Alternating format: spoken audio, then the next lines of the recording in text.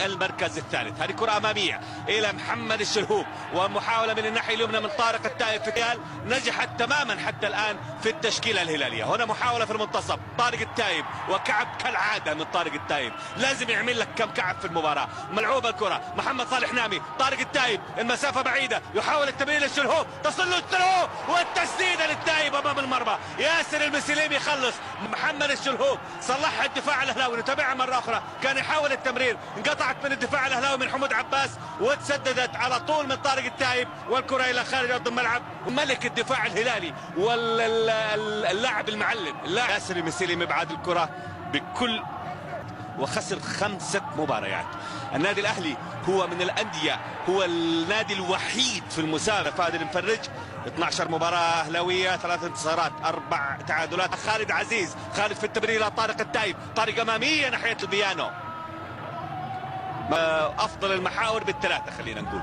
خالد عزيز مهم جدا سواء في تشكيله الهلال او في تشكيله المنتخب السعودي، عودته مهمه حتى للكره السعوديه عموما. طارق التايب الى خالد عزيز، ملعوب الكره حمود عباس لكنها خاطئه بالطول، تصل الهلاليه مرتده. طارق التايب، طارق كره في المنتصف، بناردو سيلفا وتعود ناحيه طارق التايب، يا عيني على الاستلام وامتصاص كره ممتاز من الناحيه اليمنى الان في الدهلي حسين عبد الغني. ركله حره مباشره، تسديده ارضيه تصطدم في حائط الصد اللي كان مكون من لاعبين فقط. ملعوبه مرتده، ابراهيم هزاز يقطع الكره في وجود صافره وخطا وبز. ابراهيم كان حاصل على بطاقه صفراء ومن ثم بطاقه صفراء ثانيه في لقاء الشباب في الاسبوع، علاقات مرتبطه ببعضها البعض. هنا بطبقه ويسجل هدف رقم 15 للنادي الاهلي خلال 13 مباراه حتى الان للنادي الاهلي. 13 مباراه والهدف في الدقيقه 13 كان من زمن شوط المباراه الاول. هنا خطا كان لطارق التايب لصالح فريق نادي الهلال. اماميه هلاليه، لا وجود لتسلل، كان ملعوب الكره الى طارق التايب، صافره وخطا، الخطا على صاحب جاسم في المنتصف. ايضا موضوع صاحب جاسم وعدم تجديد اعارته من اداره التعليم في منطقه الاحساء، ابتعد بشكل او باخر، ياخذ الصك، وهذا السر. هذا نجاح حتى الان تكتيكيا. السيد نوبوشكا موسكوفيتش نجح تماما حتى الان في منطقه حتى الان، بينما فريق نادي الهلال يعني طارق التايب اللي معاه الكره الان شاهدنا له مهارات وفنيات، ولكن الكره ما بتوصل، الكره بتنقطع نتيجه للتواجد المستمر من عدد من المجموعه او من الاسماء الاهلاويه. رميه جانبيه لصالح فريق نادي الهلال، ملعوبه الى طارق التايب، طارق يحاول المرور، كره على طرف منطقه الجزاء، كره داخل منطقه الجزاء، مقطوعه الكره وتعاد خلفيه، واللقطه ظهرت قبل قليل من اعلى نقطه في ارض الملعب. التميز موجود مع الاخوه الفنيين ايضا في ارض الملعب، تحياتي وتقديري لهم.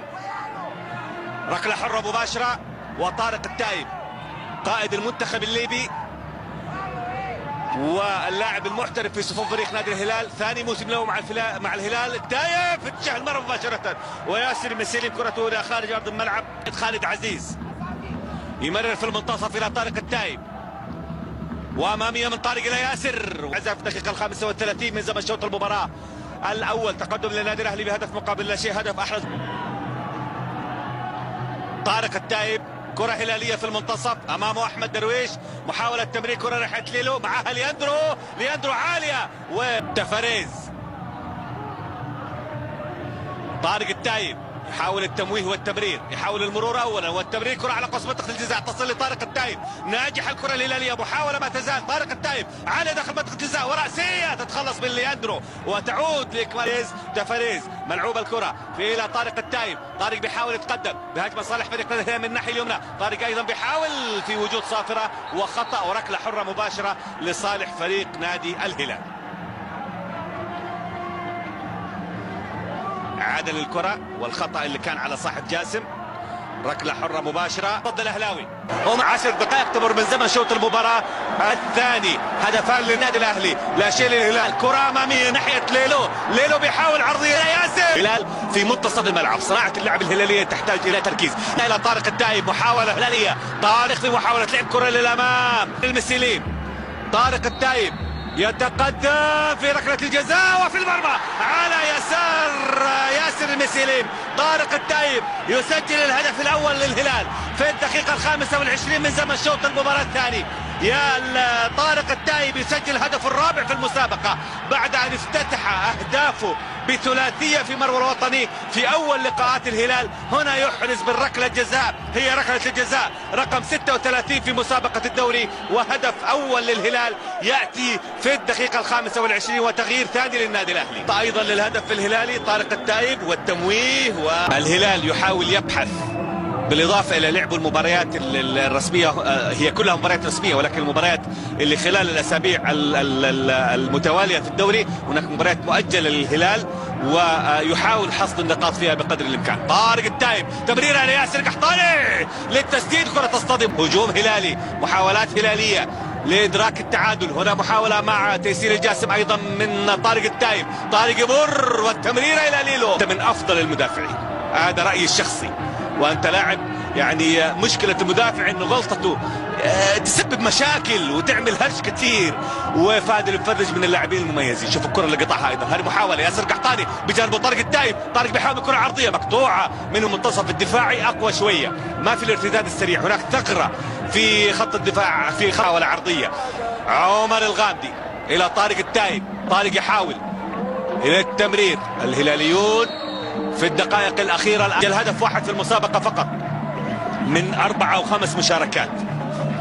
هنا محاولة على قوس منطقة الجزاء، التمريرة إلى طارق التايب وياسر مسلم يخلص، تعود مرة أخرى إلى ليلو. ياسر أيضا يحاول يبعد. أخيرة من شوط المباراة الثاني ومن المباراة، والكرة مبكر يا سلام يا ياسر، حلوة الكرة كانت في الإبعاد من ياسر مسلم. هنا طارق التايب، طارق بيحاول هجمة لصالح فريق نادي الهلال، حاول التمرير إلى فهد المبارك على قوس منطقة الجزاء، تصل كرة لياسر القحطاني. ياسر على الطرف من الناحية اليسرى بيحاول، لكن ماجد المرشدي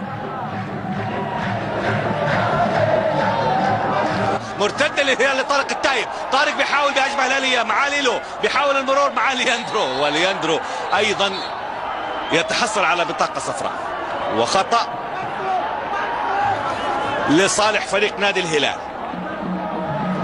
ركلة حرة مباشرة، 16 نقطة يصبح النادي الأهلي الآن من 13 مباراة، يتقدم 3 نقاط مهمة للنادي الأهلي في بنك الدوري.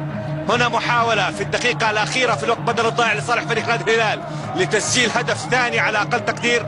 ملعوب الكرة إلى خالد عزيز، خالد لطارق التايب، طارق كرة عالية إلى فهد المبارك. ما تزال هجمة، ما تزال للهلال. محمد صالح نامي عرضية ويخلصها وليد عبد ربه قائد الأهلي المجيد تماما أيضا. ومعها أيها الأعزاء يطلق